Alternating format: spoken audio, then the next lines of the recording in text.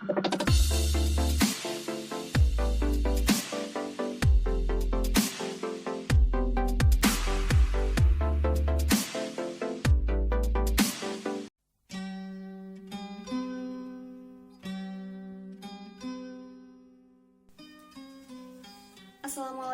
warahmatullahi wabarakatuh. Halo teman-teman semuanya, perkenalkan nama saya Santi Mailani.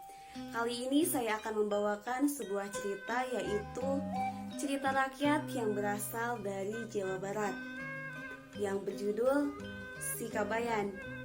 Nah, untuk lebih jelasnya, mari kita simak alur ceritanya.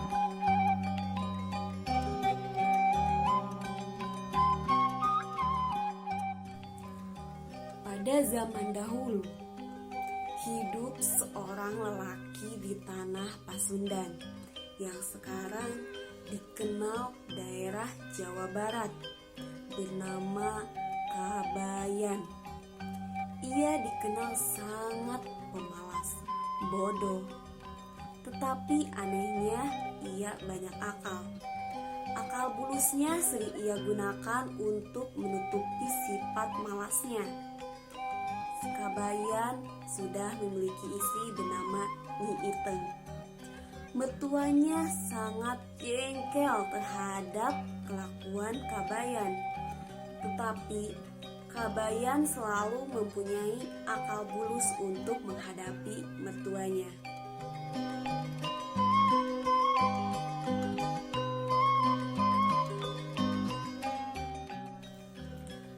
Pada suatu hari,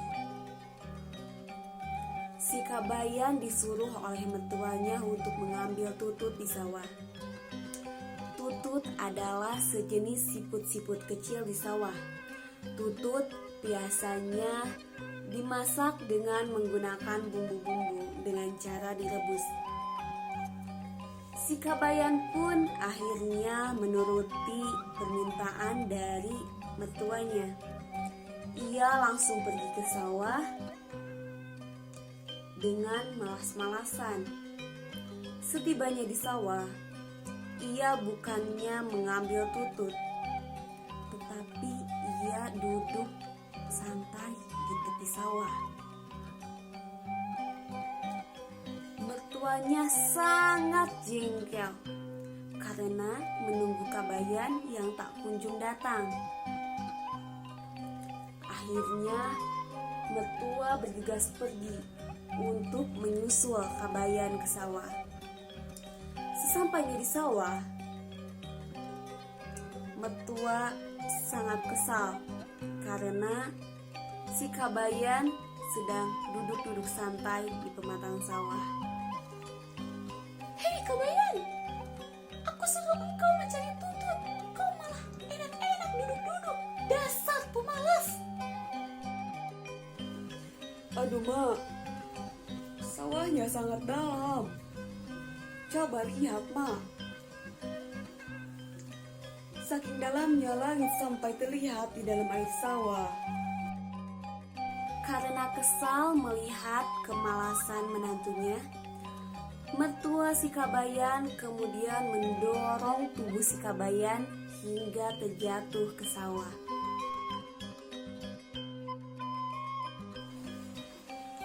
Aduh Wak, ternyata sawahnya sangat dangkal ya. Akhirnya Kabayan terjatuh ke sawah sambil tersenyum-senyum. Dan ia pun langsung mengambil siput-siput kecil di sawah.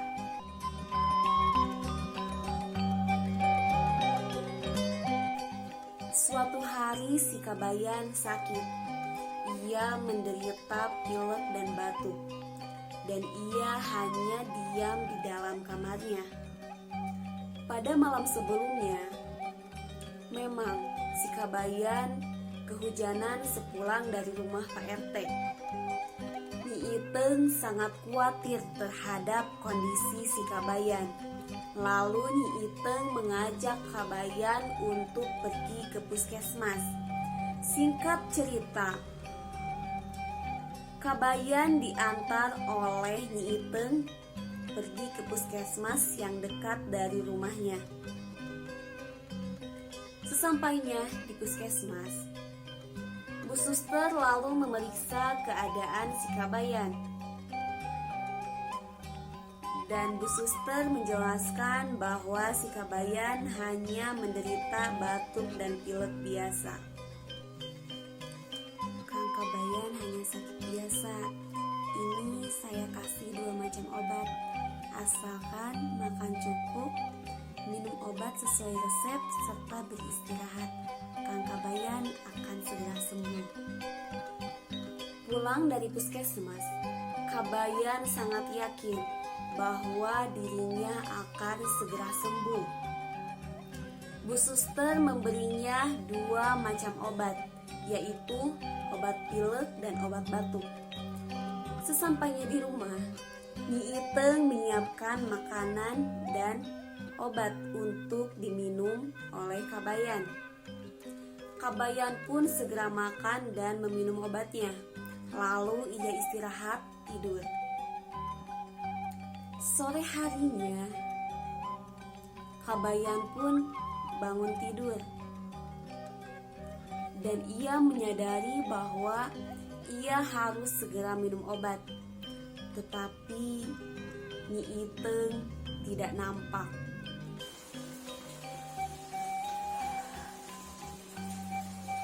Nyi Iteng kemana nih? Sudah waktunya minum obat. Mungkin Nyi Iteng lagi ke rumah emak. Setelah makan makanan di meja makan, lalu Kabayan meminum obatnya. Tak lama kemudian, Nyi Iteng pun datang. Ia merasa heran karena melihat si Kabayan meloncat-loncat di dalam kamar. Akang Kabayan kan masih sakit. Kenapa meloncat-loncat? Kang Kabayan sudah sembuh. Lagi olahraga ya? Bukan olahraga, Nyi. Tadi Akang habis minum obat, tapi Akang lupa gak baca tulisannya. Kocok dahulu sebelum diminum. Nah, makanya Akang loncat-loncat supaya obatnya terkocok. Aduh, Kang Kabayan, gak usah loncat-loncat gitu.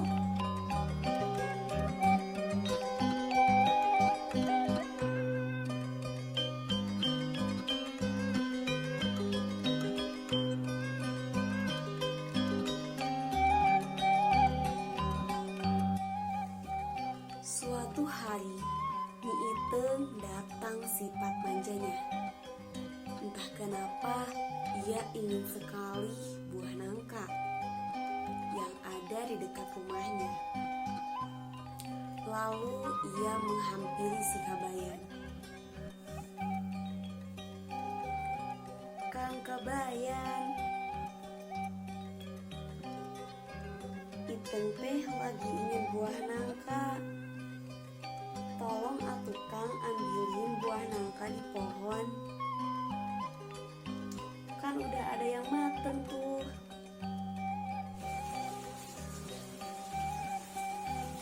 Iya, Nyi. Akang ambilin nangka. Jangankan cuma naik pohon nangka. Naik kapal aja Akang mau demi Nyai mah. Ia kemudian mengambil golok di dapur. Dan dengan sigapnya, Kabayan naik pohon nangka yang sangat tinggi dan banyak cabangnya.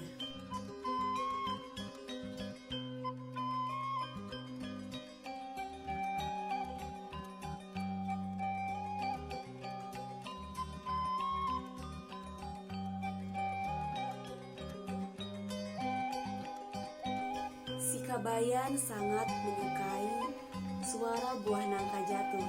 Ia menganggapnya alunan musik merdu.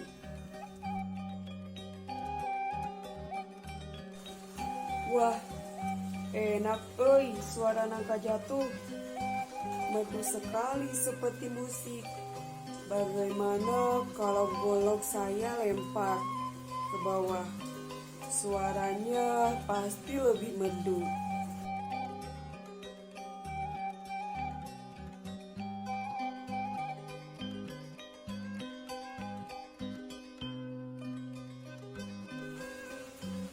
Waduh, bagus suaranya ya.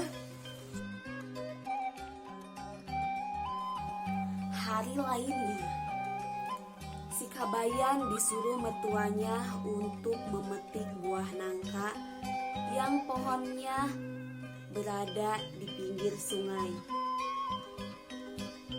Si Kabayan memanjat pohon nangka tersebut dengan malasnya. Ia takut mertuanya marah besar jika perintahnya tidak dituruti. Di atas pohon, Kabayan melihat ada buah nangka matang. Lalu Kabayan pun memetiknya.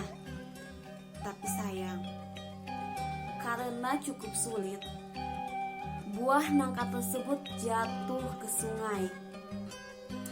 Dan Kabayan membiarkan buah nangka tersebut hanyut di sungai. Dan ia pun pulang ke rumah tanpa membawa buah nangkanya. Mertuanya sangat kesal karena Kabayan tidak membawa buah nangka yang ia minta. Dan Kabayan hanya tertawa-tawa ketika dimarahi. Mana buah nangka matang yang minta aku petik? Loh, bukannya buah nangka yang aku petik tadi sudah sampai duluan? Waktu ku petik, buah nangka itu jatuh ke sungai. Nampaknya ia ingin berjalan sendirian. Makanya aku biarkan ia berjalan sendirian. Sudah aku perintahkan agar ia cepat pulang ke rumah. Tapi ternyata belum sampai juga nangka itu ya. Dasar nangka tak tahu diri. Dia tidak mau menuruti perintahku. Apaan kamu Kabayan? Mana ada buah nangka bisa berjalan sendirian ke rumah? Dasar pemalas, banyak alasan.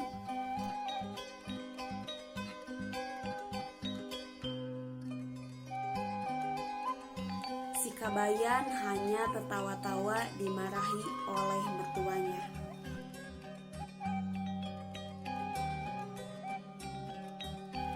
Sejak kejadian tersebut, mertuanya sangat marah. Ia sangat benci terhadap menantunya. Setiap kali berpapasan dengan Kabayan, ia selalu menunjukkan kebenciannya dengan memalingkan mukanya. Lama-kelamaan, Kabayan merasa tidak enak dengan sikap mertuanya.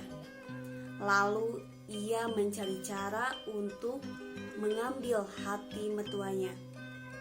Si Kabayan menanyakan nama asli mertuanya kepada Nyi Iteng atau istrinya. Namun, Nyi Iteng mengingatkan suaminya bahwa berdasar adat saat itu, mengetahui nama asli mertua adalah sebuah pantangan. Namun Kabayan meyakinkan Nyi Iteng bahwa ia ingin mendoakan mertuanya agar panjang umur, murah rezeki, dan jauh dari mara bahaya. Nyi Iteng akhirnya memberitahu nama asli mertuanya, yaitu Ki Nolednad. Nyi Iteng meminta suaminya untuk tidak menyebutkan nama mertuanya kepada siapapun. Dan Kabayan pun menyetujuinya. Setelah mengetahui nama mertuanya, lalu Kabayan bersiap-siap untuk berpura-pura menjadi seorang kakek penunggu lubuk.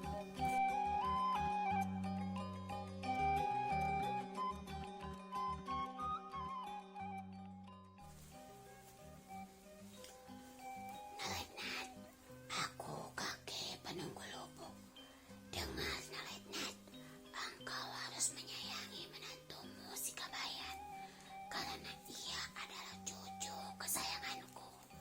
Jangan menyia-nyiakannya. Urus dia baik-baik. Jika engkau tidak mengurusnya, percayalah hidupmu akan penuh mara bahaya.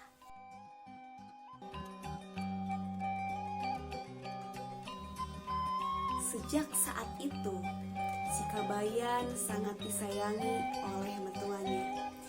Ia dibuatkan sebuah gubuk kecil untuk ditinggali bersama istrinya. Begitu juga sandang pangan pun dicukupi. Mertuanya juga sudah tidak pernah lagi memarahinya karena takut dengan pesan kakek penunggu lubuk. Akhir cerita. Setelah disayangi sepenuh hati oleh mertuanya, si Kabayan akhirnya menyesal dan ia sadar dengan sikap malas dan tipu dayanya. Ia kini tidak lagi malas-malasan. Ia sekarang mulai rajin bekerja sebagai buruh di ladang. Ia menyayangi Ipeng, juga menyayangi mertuanya. Nah, itu tadi merupakan cerita rakyat si Kabayan yang berasal dari Jawa Barat. Pesan moral yang bisa kita dapat dari cerita si Kabayan adalah kemalasan hanya akan merugikan diri sendiri. Oleh karena itu, janganlah kalian mempunyai sifat bermalas-malasan, karena hanya akan mendatangkan kerugian di kemudian hari. Cukup sekian dan terima kasih. Wassalamualaikum warahmatullahi wabarakatuh.